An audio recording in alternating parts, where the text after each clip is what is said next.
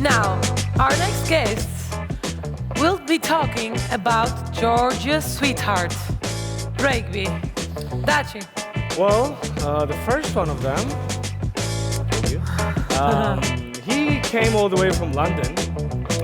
His work has been published in The Guardian, FT Weekend. He's a former rugby player who played in Georgia. Well, kind of no surprise because he has some Georgian roots, apparently. Please welcome Matthew Janney on stage.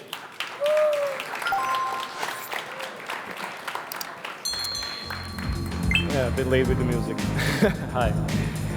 And to join Matthew on stage, we have a local. His sports career started as a football player, but it's changed when his father literally forced him to watch Georgia versus Ireland at the 2007 Rugby World Cup. And now he's the World Rugby Elite referee, refereeing matches like Six Nations, World Cup. What the hell? Please welcome Nika Amashukeli.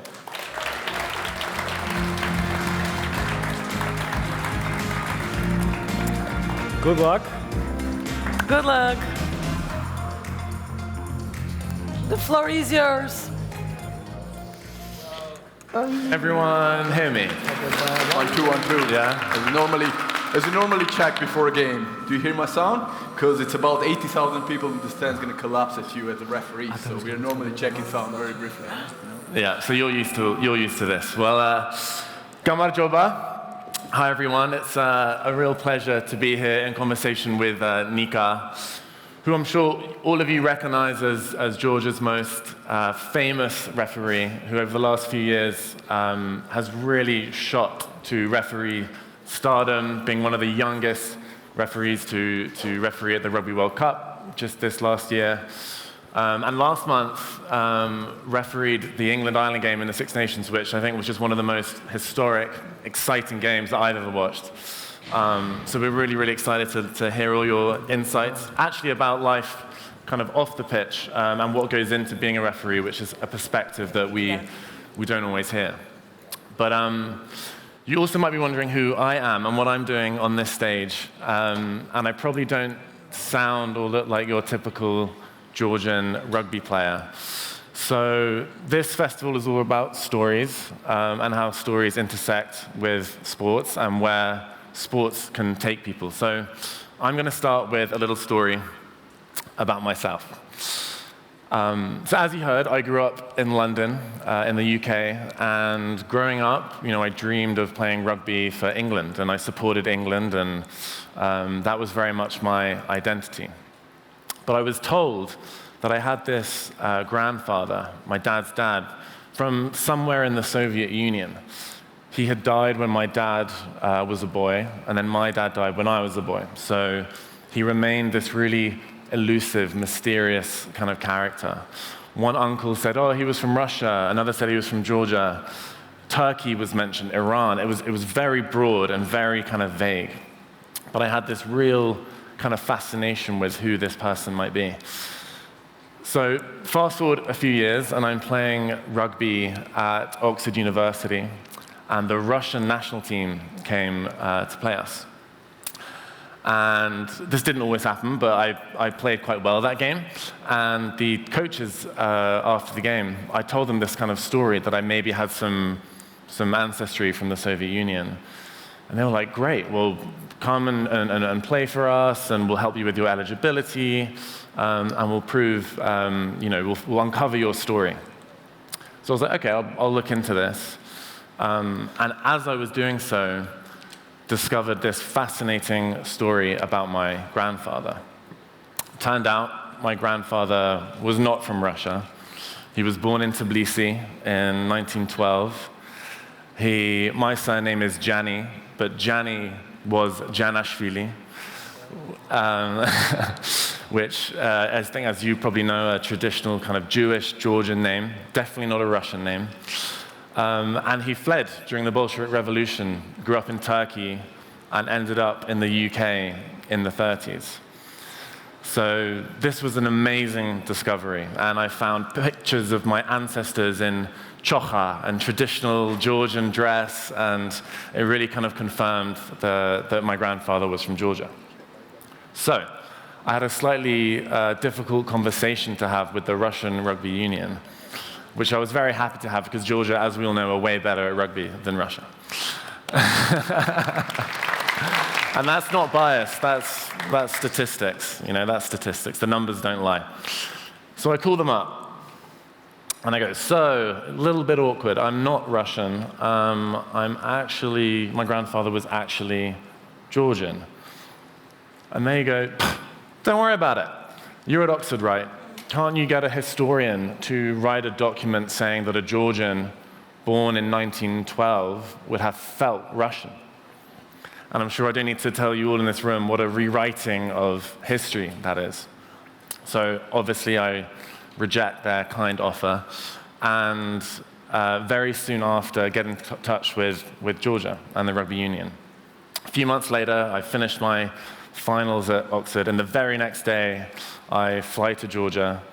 I start training with the national team under Milton Haig and with guys like Merab Sharikadze, and Nika was there refereeing certain training sessions as well. And then after working really hard and, acclimatizing myself to what it's like to play in Georgia, I got my opportunity to play for the Georgian sevens team in a big tournament. And you'll never guess who the first game was against. It was against Russia. But don't ask who won. So that's my story. And I think it's really remarkable to see what rugby did for me. I started playing rugby to play rugby, to throw myself around on the pitch, to show that I was tough, to make friends, all these things. But what rugby really did for me was uncover my roots and gave me this whole new identity that I really cherish today. And as you say in Georgian, Chemchi chikebs kartuli siskli. And without rugby, I never would have realized that. So, that's my story. But Nika, we also really want to hear about your story. It's a brilliant story, isn't it? All right, so first of all, greetings to everyone in my home country, hometown. When I started refereeing, I would never imagine people would come to listen as a referee and support it, because there's a famous sentence in Soviet Union, Sudia pidarast. So I started with this sentence, and I think I've changed it a little bit, which I'm very, very grateful for. So thanks for coming, and I'll be grateful and honored to share my little story with you. So as Matt started his, nobody's surprised when an Englishman starts around the rugby in their childhood. It's very common, it's a part of their culture. Me as a kid, I was starting chasing my passion around the sport. And I started when Zurab Zuyadaori smashed the Tokyo Olympics, a Japanese guy on his back, and I said, I need to be a judo wrestler when I saw this. And I started on the judo, and in 2 months I realized I was very weak for judo, and the guys in the judo hall were just trashing me around. I said, no, it's not for me. So then I started to become a swimmer. And after 3 laps, I was realizing I was drawing in a pool, and I realized that swimming was not for me because I wasn't getting any passion. And I started over football. And I was terrible with the ball and dribbling and stuff. And I said, I'm going to be a goalkeeper. I was okay goalkeeper, and I was hanging on. I was hanging around the pitch. I was defending my corner, blah blah blah. But it never gave me a passion. It never gave me a passion. And when I was sitting in front of TV, I didn't get this kind of passion from the sport. So I was still seeking something inside me. So one day it was 2007. All right, it was Rugby World Cup, and the Georgia were playing Ireland in Bordeaux. And I came from the school, and there was a famous video game, Counter-Strike, Condition Zero. When I was a kid, I would sign up as a terrorist or a policeman, sign with my crew, get a gun, kill people, whatsoever. So after a normal day, I came from a school, and I was sitting trying to set up my computer stuff. Guys were waiting on a call to join it. And my father, who was sitting on the coach, said, just came around, Georgia playing Ireland. I said, is that a football? No, that's a rugby. I said, what the fuck is that? And I was like, no, come down, Georgia playing, you must be watching. So I said, no, I need to sign up in a Counter-Strike game now, right? And people are waiting for me. So my father was like, I'm going to smash that keyboard in your face if you don't come in. So I was thinking to myself, the keyboard is a precious thing. So I need this for my playing. I better go and watch it for 20 minutes and just complain about it and then go back to playing video game. And I sat down, extremely unsatisfied. I said, what the fuck I'm watching? Why these people are smashing each other for an egg-shaped ball? But the questions I had during the game became an interest. In the last 20 minutes of the game, Georgia played really well against one of the top teams in the world. I was praying to God, let our boys win this game, please God. And unfortunately, we lost. It's a famous game with the interception of Jeni. It's a famous game, and we lost by 4 points. And at the end of the game, I completely forgot about my video game, and people were waiting for me. I was begging my father, this is a sport I want to take on. And he was like, no, you don't, because you're fucking weak, and you're going to get smashed. You see people smashing each other like that, you're going to get injured. And I was begging him for 3 months just to sign up in a local club to play for it. And I made it.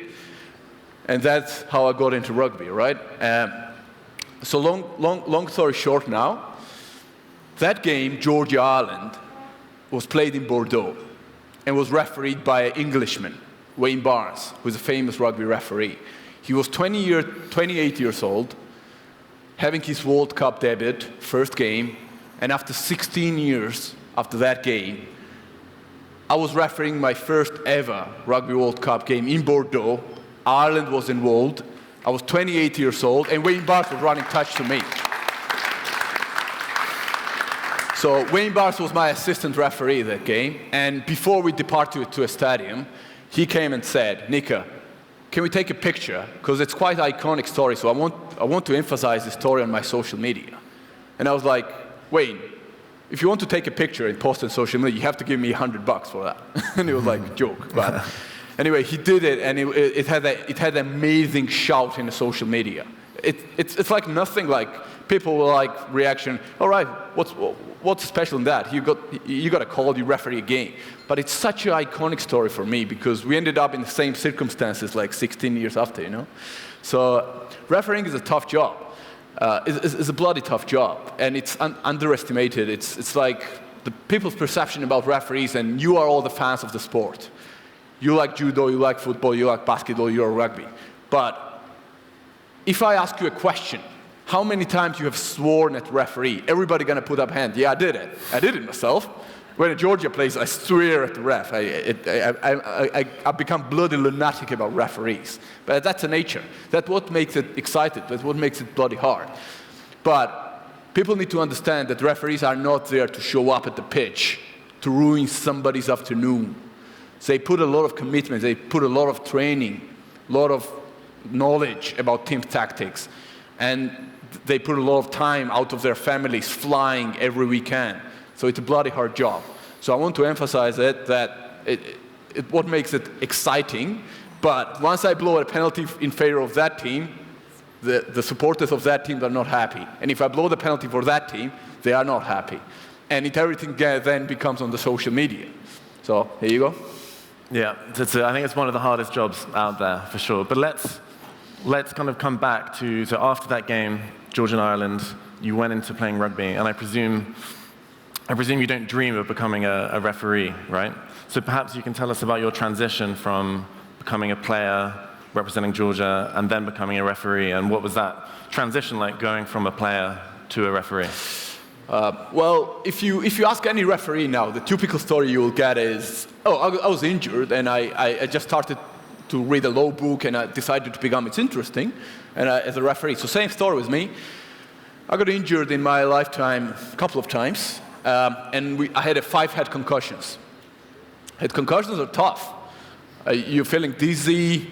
One time I was so smashed that I could barely stand, and I was left on the pitch. Medic failed it, unfortunately, because I didn't want to go. I want to smash that guy back. That's how rugby works. If somebody smashes you on the pitch, you want to smash him back. And I was left on the pitch. It became worse. And I was recovering. My friend of mine asked me, why don't you take up a refereeing courses? You might find it interesting. And I was like, do I need it? I know everything about game because it's inside me. And I have so much passion. But somehow I decided to go on refereeing courses, and I was like, bloody hell. This is a new game I'm discovering. There's so much details going on. And I understood that I knew nothing about a game. When I played, I didn't know anything. But you didn't complain about referees, yeah. did you? Right. So And it hooked me up. The challenge hooked me up. And it comes down to a sports person generally. You're going to face the challenges. You're going to face the huge challenges in your life as a sports person. And you're going to ask your question, are you ready to take on the challenges? Because if you're not your place in the top-end environment. It's not your place. So it threw a challenge, and I said, I'm going to take this challenge because it's interesting and it's inside of me. And it hooked me up. And they liked me, so I stayed on. And then I developed a bit of talent around it, and they hooked me up with a money promotion, with some nice appointments, some going to abroad for seminars, and I stayed on and stayed on. And then I ended up, from injury, as a referee. But, as I said, I was 20 years old, 21 years old. I didn't have a reputation, didn't have a knowledge, no experience, and I was standing in the top division, didn't know what to do. And I was coming out of the pitch with extreme feeling of dissatisfaction of my performances because I didn't know what I was doing. I needed guidance, and it turned into frustration from week to week because I was doubting myself, and I wanted to quit so many times. I said, does it worth it? And it came all down to an event when I was slashed by the knife in my leg after the match. So supporters went crazy, the things all hit it up. I was in the middle of 20 people, somebody pulled a knife and slashed my leg. And it was a dark point in my career, but as there is a saying, what doesn't kill you makes you stronger. And I bounced back, and I bounced back strongly, and then my career went up. Because I've dedicated myself. I never had a nightlife, didn't drink, didn't go clubbing, didn't do any shit. My career was entirely dedicated to I need to referee this, I need to go through this, week. And I was not thinking that if I referee this game well, I'm going to end up in 3 years there. I was living by week to week. And that's how I became gradually on the highest level, you know? Yeah. I mean, I think when we talk about rugby and psychological pressures, we normally talk about the players, and everything that they have to do to prepare, and kind of the stress and the pressure and the social media. But I think really, with referees, I mean, the psychological pressure seems even greater because everything falls on you. And I think particularly as technology is increasingly part of the game, we see everything 10 times, and everyone has their own kind of perception of what happened. And everyone always, as you say, loves to disagree with the referee. So I don't know, I wonder if you could speak more to that psychological pressure and what you do, I think, to both off the pitch, protect yourself, and I mean, particularly from actual physical harm as well. I had days in my life where I went from the pitch straight, I blowed my final whistle, game's done. I went to the pitch and I took my phone. And then once I took my phone, I realized that this is going to be fucked up for 2 weeks. My phone going to get blown up. I will have a death threats, I'll have a cursings, and cursings going to be, I wish you die from a cancer, like thousands of messages. I wish your plane crashes as you're going home from that location. I'm going to meet you in the airport. I'm going to cut your throat. I'm going to find your family members, cut their throats. So this kind of message is going to come for at least 2 weeks. And it's not an end. Then you have to deal with your performance review, which you're going to find the mistakes. And if you are not honest, if you are not critical of yourself, you're going to stay on the same spot. And then it's extra pressure because the management tell you, oh, you didn't do that well, blah, blah, blah, blah, blah, blah. And this carries on. So you get scars. You get scars in your body, in your mind as you carry on. But you as a referee, and as the same as a player, developing the skill set and the reflex to park it. And same goes with life. It doesn't matter, it's sport. You're going to do a journalist stuff. You're going to do a social stuff. You're going to get scars. That's life. But if you want to become stronger, you need to know how to park your scars there and move on and become even stronger. And you will agree with that. Because you're living in London. It's tough to live in London because of chaotic stuff. So tell us, please, about your frustrated day as a player and how team environment helps you to overcome it. Yeah, I mean, I think actually when I played in the UK, we was really lucky to have one of our captains, when I was playing at Oxford, was actually a therapist. So he was a psychoanalyst. And he brought a lot of thinking and conscious thinking, I think, into the group, which is really important. A lot of people think, being a good rugby team is all about being, the most macho, the strongest, kind of the most aggressive. But I think really, like, team unity is the most important thing. It's interesting, when you look at the haka, the ritual that the New Zealand team famously do before their games, a lot of people read that as aggression and something to intimidate the opposition. But actually, studies have shown that the tapping and the movements they do in time together actually increase your ability to withstand pain. So there is something really, really important about the team that I think you're saying that as a referee, you tend not to have. I mean, you have officials and linesmen, but it's a bit different. So I think the best teams that I have played in have had that real sense of team unity. And I remember this one time before a really big match in the UK, which is between Oxford and Cambridge. If you play for one of those teams, it's the biggest match. You can lose every game in the season, but if you win that match, it's a successful season. And we got into the changing room after a session before the game. And our captain just went around everyone and said, I want you to all tell us what this game means for you. And one by one, we spent like 2 hours in there. We had people really opening up. There were like big 120 kilo guys crying, basically saying like that this means so much to them. Because as you know, playing this game, it is much more than just smashing people on the field. It's the bonds that you make with people. Yeah. So I think to avoid, everyone has those dark days and moments where you rue mistakes, but that is sport. But I think the way to get through that is really to have a really strong team culture. So that would be my thoughts on that. Yeah, and that definitely helps.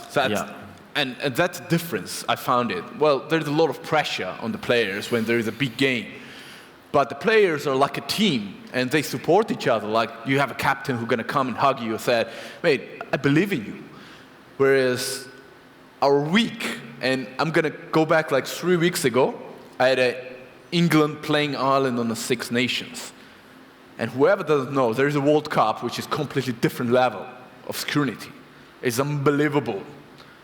You're facing, like, every second you realize that world can collapse on your face. And then it's the Six Nations, same. So England playing in a Twickenham, in their fortress in London, 82,000 gonna scream at you. And Ireland coming as a favorites to win 2 consecutive Grand Slam. And England is just about to deny them in their mind. And here's me, standing in the middle of this. And people just texting me, I wish you good luck, spend a good day in London, 3 days. But actually, nobody knows that this preparation is costing me a living years when I'm getting old. It's such a nervous, such a big thing. Because I wake up and I have a nervousness. What if this goes wrong? What if I fuck up my communication? What if there's a red card and I give a yellow card? Or what if vice versa? Is there a try and I disallow the try? So this kind of things are striking my mind. Because I'm not from an elite country. I'm not from UK. I'm not from France. And credit to the girl who traveled to New Zealand. It's far. I was traveling for 48 hours there, so tough girl. And I was still doubting yourself, like, if anything goes wrong, I'm going to be bloody honest to you. People are going to say, who the fuck is this Georgian guy refereeing such a big game and allowing himself to do so many mistakes? That's reality. That's rugby reality. And you have this constant doubting for a week or two, and at the end of the day, you're realizing that you might be losing your living years, which is such a tough job. And then I show up on a game, everything disappears when you blow the whistle. And you're just in a work mode, and you're working the way out, you're surviving, you're your mind is processing hundreds of details in a couple of seconds. And this goes on for 80 minutes. And now, you got a stoppage, and you watch at the clock, 75 minutes past. There's 2-point difference, and you're this kind of a way for a whole world to collapse in your head. And every small decision becomes so big because everything matters in such a tight score. And you're realizing you need to be on your toes because whatever you're going to say, and it goes on TV, the commentator's going to react. Whatever you blow or not blow is such a big thing. So, yep, that takes a lot of mentality, that takes a lot of work, and hopefully when people after the game speak how wonderful the game was, how brilliant the game was, that's a win for referee. If people think that referee did that, that's a lose. And that's what happens. And it comes to technology. You as spectators have a massive advantage over us because you get things going to get replayed in slow motion, things going to replay from different angles, and you'll find something that caused disadvantage to your team. And automatically, you're going to go into social media and say, this referee fucked up because replays have shown it something different. Whereas I got only 2 pair of eyes and things are happening bloody fast. You can't imagine how fast things happen on the pitch because the players are incredible. Same with football, same with basketball. Modern sport players are nearly at robotic stuff. They're so fast. Their second nature is incredible. They do things. Look at the Messi, look at the Ronaldo. They don't even think. Once you start thinking as a player on the pitch, you're done. You shouldn't be affording thinking. You should be doing things automatically. So every blunted decisions I had in my pitch, when I hesitated to blow or not to blow, my mentor would say and said, you're thinking here, that's a problem. I don't want you to think, I want you to act. That's a modern sport. People not thinking, they're acting, you know? And by this acting, things are getting bloody difficult to deal with, bloody speed, quick, and we're gonna miss things. So let's say I'm not a Georgian referee, I'm an English referee or French referee, and I referee at Georgia. And my mistake gonna cost me a Georgian team to lose. You won't be applauding me, you're gonna be swearing at me. So that's the reality. Things are difficult, and things are getting messy, but that's our life. And slowly when you're building your career, you're remembering those games. So in my mind, I have a couple of games in my head where when I step on the pitch, I remind myself, don't be like you did on there. Don't do the same stuff. And you're going to build up your experience bank. And that's how you become consistently better, slowly by slow. I feel no one in this room is going to want to become a referee. I wonder, what is your favorite aspects of being a referee? Tell us about some of the experiences or the realities that you've had that really make it a job that you love, because there are a lot of challenges to it, and I think it's actually good to think, well, what really drives you to become a referee? It's passion. It's purely a passion. All the people are sitting here got a huge amount of passion in their bodies and in their minds. If you don't feel it, I wish you by all my heart to find it, because what's going to drive your life. So I had a huge passion, not only for refereeing, just around the rugby. You can't find a day in my life I have woken up and not thinking about rugby. I've gone to bed not thinking about rugby, because it's a game like that. And same for football, same for basketball, And when you develop this kind of passion, and then when you're realizing that it drives you near to your dream, and my dream was to referee a Rugby World Cup. First as a player to play it, and then when I become a referee, I wanted to referee a Rugby World Cup. And I became crazy. I became maniacal. My thoughts were, it was not even manifesting. It was like, you couldn't find a minute in my life where I was like skipping the thought around the Rugby World Cup. And I was getting nearer and nearer and became more intense. But overall, I was traveling like 3 times in a month. So it's such an iconic stadium, Leicester Tigers, Twickenham, Principality, Dublin, Aviva, and I was realizing that it's actually a dream is coming true. And I was referring to players like Owen Farrell, Johnny Saxton, Dan Bigger. Well, they give me a fucking hard time sometimes at the pitch, but anyway. And Sia Kolisi. And I was realizing that this is a dream coming true. I was a guy from Georgia, as a young guy. When I stepped in the room, there was top referees like Sharks sitting there. Wayne Barr, Jerome Garces, Nigel Owens, Sharks. And I was like 26 years old, and when I stepped in the pitch, I was like, can I match their decision making, their knowledge, how people are going to perceive me? It was tough, but there was passion that could not keep me not moving. And I wish you that kind of passion, truly. I wish you that kind of passion. No matter what you do, if you're a rugby player, journalist, businessman, businesswoman, without passion, there's not such a big things happening, you know? You need the passion to burn your soul, to burn your mind, and then you're going to build an empire around it. And you mentioned being a boy from Georgia, right?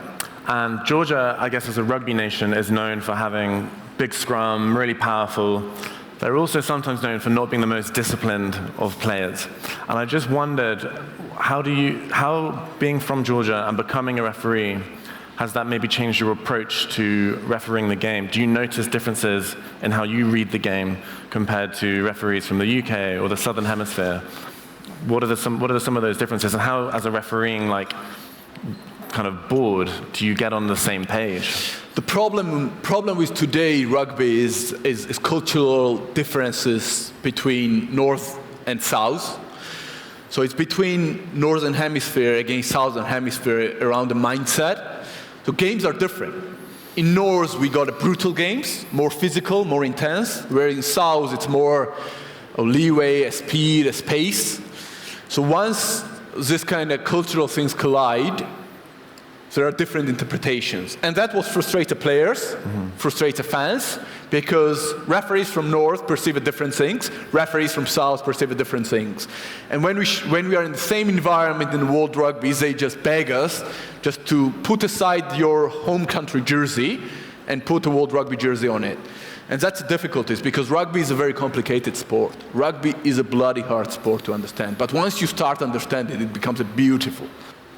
With that in mind, where do you see rugby going in the next 10, 20 years? In that there are a lot of rule changes in terms of protecting players. We see sevens, which is, I'm sure you know, a slightly more open, shorter, less physical form of the game, is now an Olympic sport. Anecdotally, we hear a lot of parents taking kids out of schoolboy and girl rugby based on fears around head injuries. Do you see rugby surviving and really thriving? And if so, how to balance the protection of the players with the entertainment value? So there was outrage from players who've been heavily concussed in the past, saying and taking the processes to a court that game was not protected at times, that's why they got injured. And this affects everyone's thinking. So I'm going to ask you a question. Would you put your kid in rugby in London, knowing that laws won't protect his head? Would you? Depends how big they are. I don't know. Maybe not. Knowing what we know now, but I think the honest truth is we don't know enough yet. Yeah. I think. Exactly. So as I said, the nutrition, recovery, preparations in the gym, on the pitch, explosiveness have become off the limits. I stand in the fear. When I go on the pitch and look at the players, I stand in the fear. I'm afraid of them. They're massive. And they go on the pitch, you blow the whistle, and on each collision, bang, bang, bang, you're hearing the ribs and the bones are crack again. And after each game, after such intensity, I want to go to each player and shake their hands for surviving and be such committed to the game, putting their health in front just to please their nation and just go for a win. And I'm still hearing these commands, man. Rugby has gone soft. That's a bloody lie. Rugby has not been such physical as it is today, and it needs a protection.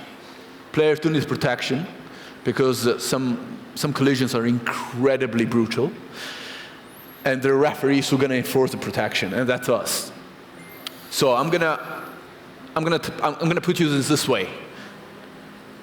Don't put your entertainment in front of someone's health.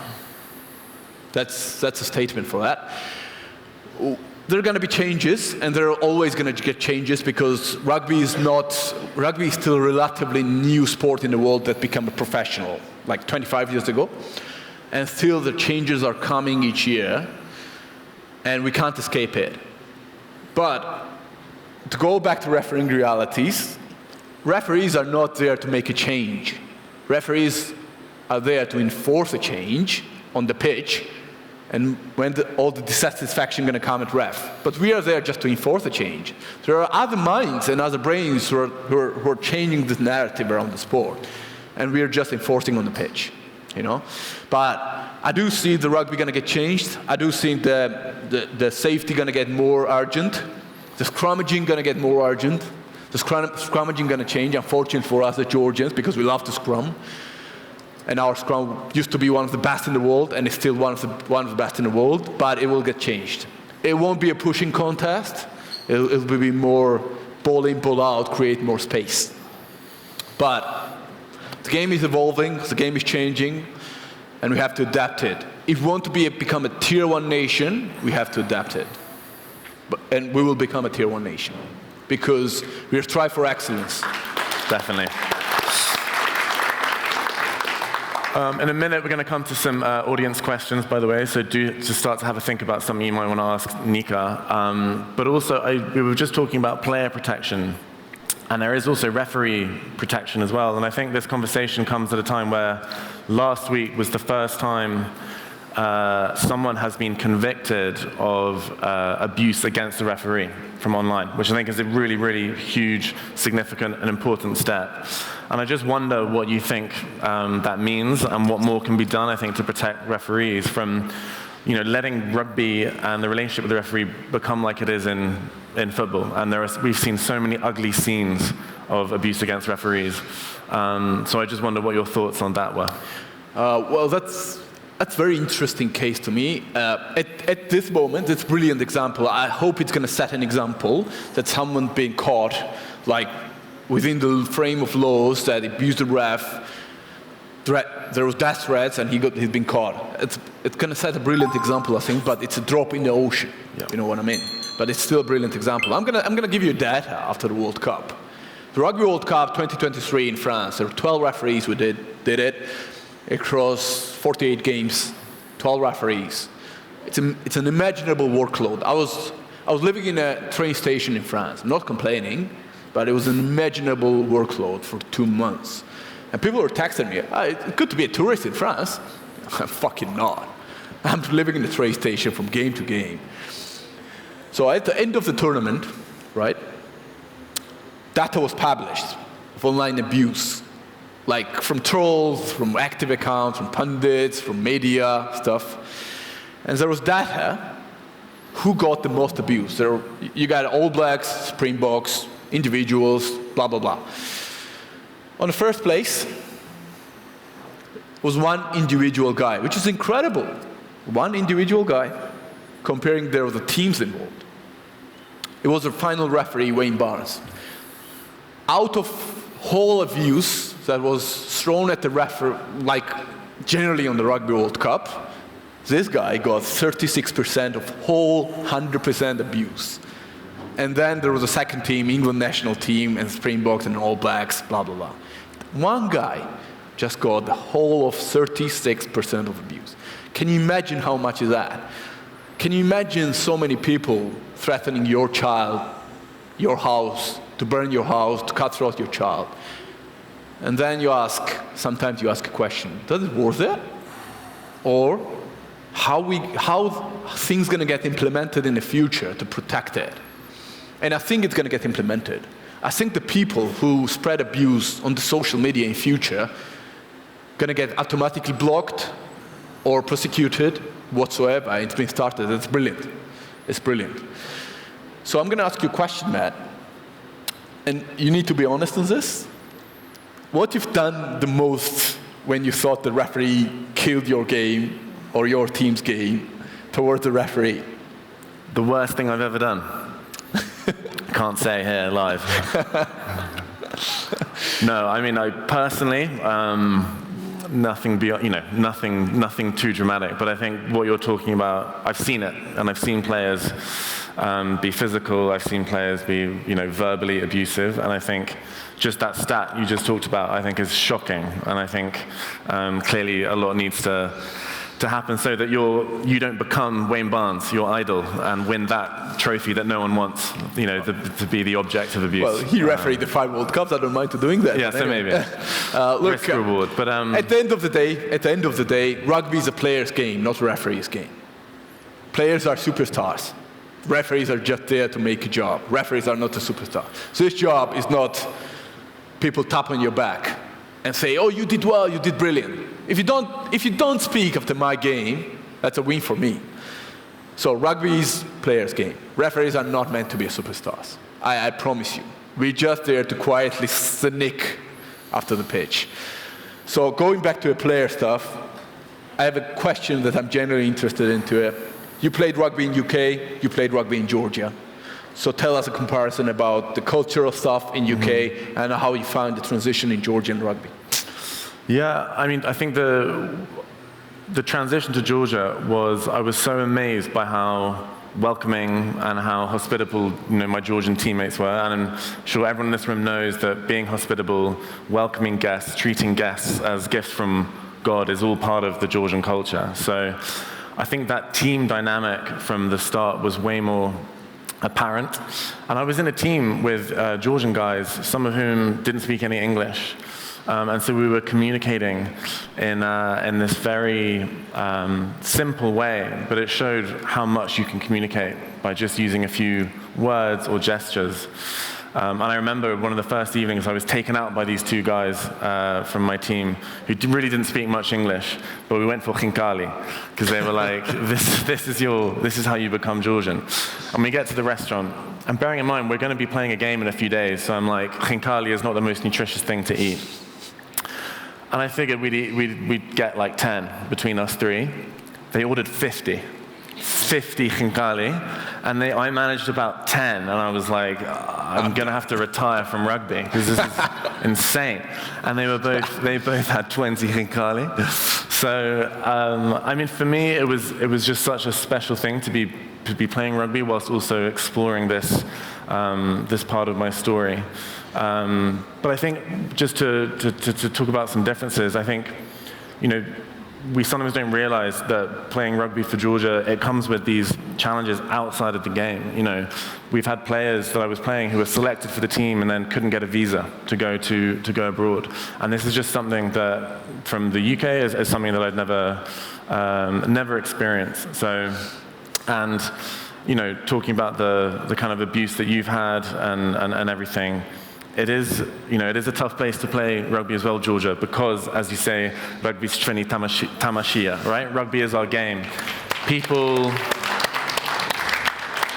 really, really care about rugby in Georgia in the way that in the UK it isn't the same. They don't feel that same kind of ownership. Football, I think, is the main sport. I don't want to start a big debate here about which is, the biggest sport, football or rugby, because obviously Georgia have just qualified for the Euros, and that's amazing.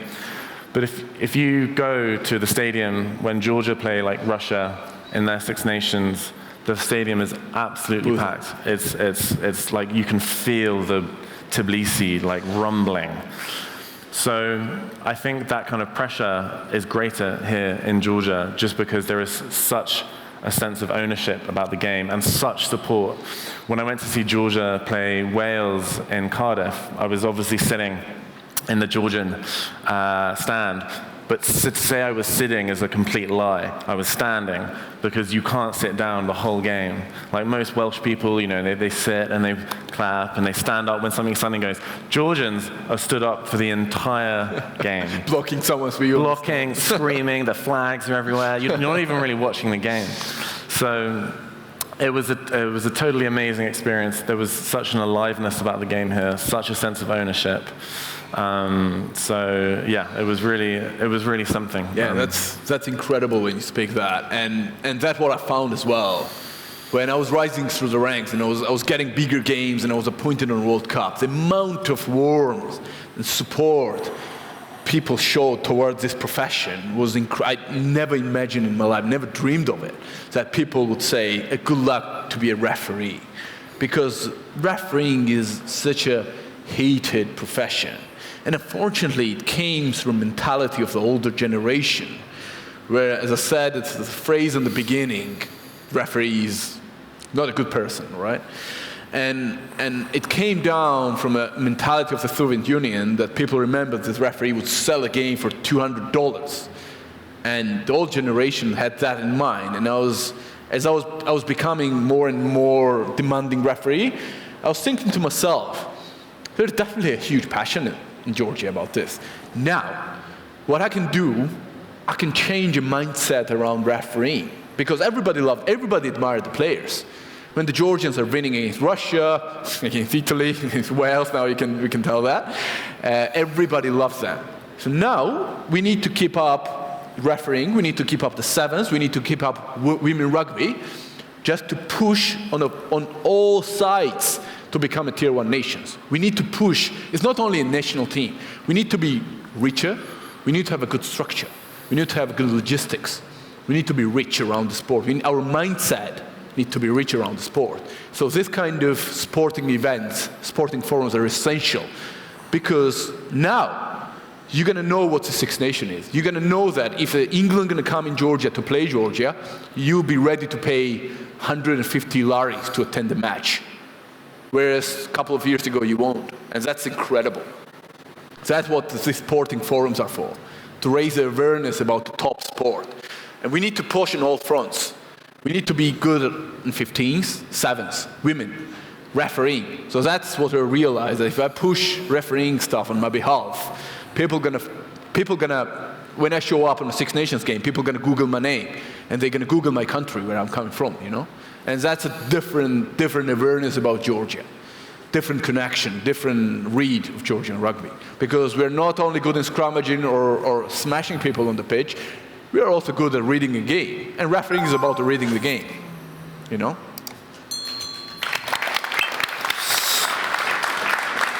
Great. We'd love to open it up to some questions from the audience. So I'm not sure if anyone has any burning questions.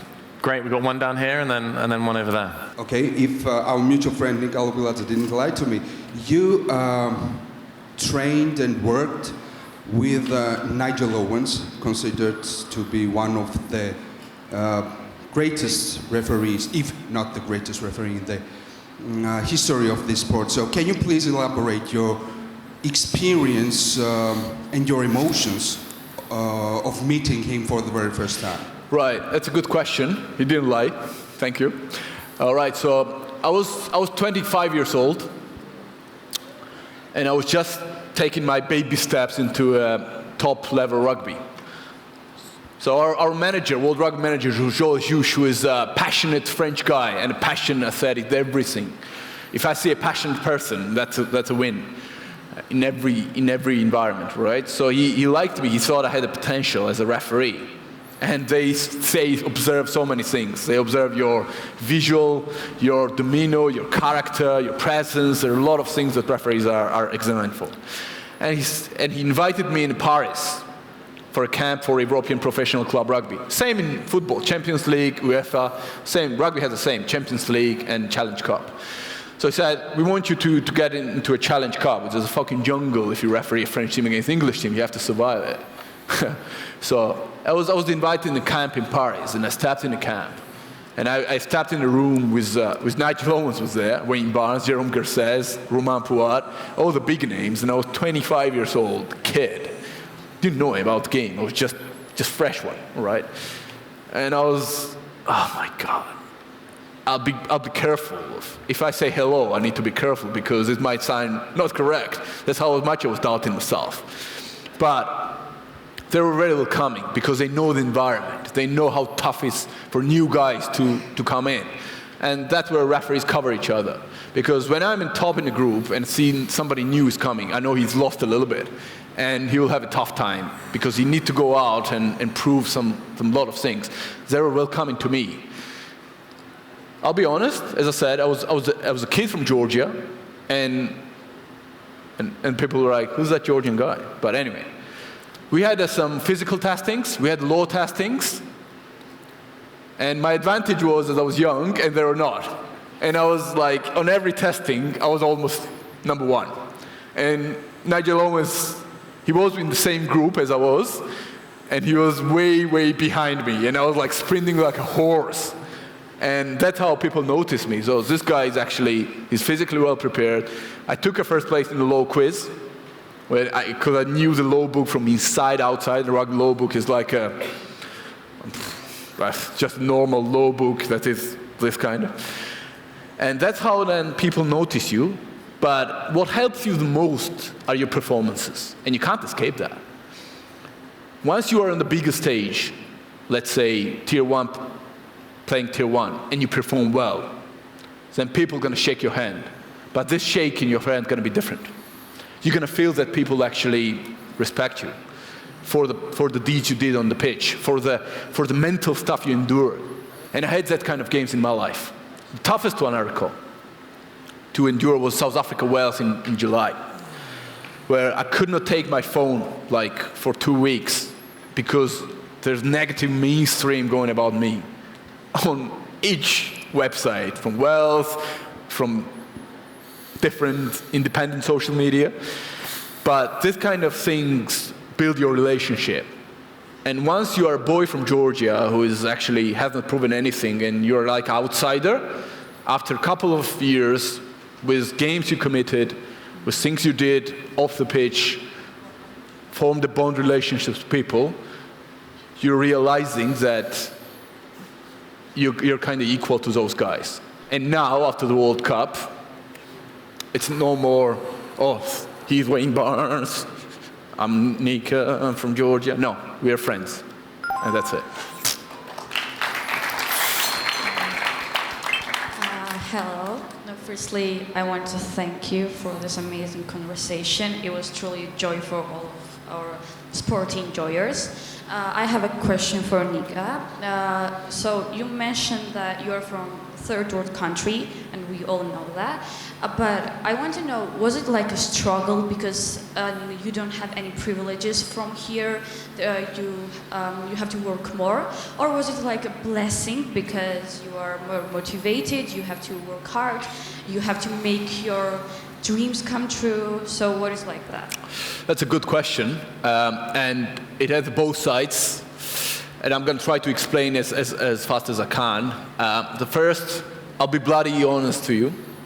I was told directly, you can't afford making the same mistakes as the top guys on your way up, because once you're going to make mistakes and it's going to cost the big teams games, people are going to ask, this guy is not even from an elite country, so why he's making such a mistake? Who is he? Who is he? How he can afford making this shit? And that's a tough thing to bear, but that's a reality because rugby is not that global and open as football is. Rugby is very closed. You're literally banging on a door to let you in, you know? So that's the first reality, that you can't afford making the same mistakes. You need to realize that, right? Especially when you're building your name, because nobody's going to protect you. The political stuff in rugby all becomes in the background. So there's a lot of happening in the background. People's going to see it on the pitch, but a lot of things are happening in the background, and it's all political. And if you don't have a background power, which at the moment is Georgia trying to build a background power, it's a tough day. But the second one you mentioned is you're realizing as you're going up that you're somebody new from a country that has not been involved in such stuff yet. So that's the extra motivation for you, because you're chasing something unique. You're chasing your dream that nobody has done it before, you know, from tier 2 country. And that's the motivation. But when the things go well and you do a good job on a big game, that people who could have slammed you for a bad job now are telling that this guy is actually from Georgia and he's done a good job. So that gives you that's a second side of it, right? So I've been in both. I've been in days in my life where I said, who's this guy who's affording to make such a mistakes? Or, this guy is from Georgia and doing really well. you know? So it has two sides, and it gives you highs and lows. That's life. That's life. Highs and lows, especially if you are in a sports, right? You need to deal with your highs and lows. It won't be always high. And if it's high, you're definitely going to know the low going to come. And that's what makes you an individual. How are you going to deal with lows? That's the most important stuff. Because if low is going to destroy you, you won't progress. Thank you, Nika, so much. Let's give a big round of applause to Nika Amashukeli.